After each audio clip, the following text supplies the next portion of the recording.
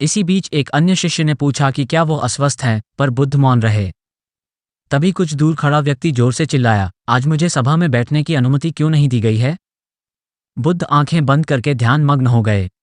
वो व्यक्ति फिर से चिल्लाया, मुझे प्रवेश की अनुमति क्यों नहीं मिली? इसी बीच एक उदार शिष्य ने उसका पक्ष लेते हुए कहा कि उसे सभा में आने की अनुमति प्रदान की जाए। बुद्ध ने आंखें खोली और बोले, नहीं, वो अछूत है, उसे आज्ञा नहीं दी जा सकती। ये सुनकर शिष्यों को बड़ा आश्चर्य हुआ। बुद्ध उनके मन का भाव समझ गए और बोले, हाँ, वो अछूत है।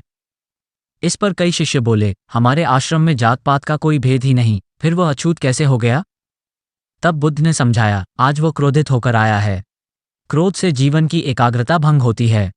क्रोधी व्यक्ति प्रायः मानसिक हिंसा कर बैठता है, इसलिए जब तक वो क्रोध में रहता है तब तक अछूत होता है। इसलिए उसे कुछ समय एकांत में खड़े रहना चाहिए। क्रोधित शिष्य भी बुद्ध की बातें सुन रहा था। पश्चाताप की अग्नि में तप कर वो समझ चुका था कि अहिंसा ही मनुष्य का महान कर्तव्य व परम धर्म है। आशय यह है कि क्रोध के कारण व्यक्ति अनर्थ कर बैठता है और पश्चाताप उसे बाद में होता है, जिसका कोई लाभ नहीं मिलता, इसलिए हमें क्रोध नहीं करना चाहिए। असल मायने में क्रोधित व्यक्ति अछूत हो जाता है और उसे अकेला छोड़ देना चाहिए। क्रोध करने से तन, मन और धन तीनों की हानि होती है। क्रोध से ज्यादा हानिकारक कोई और वस्तु नहीं है।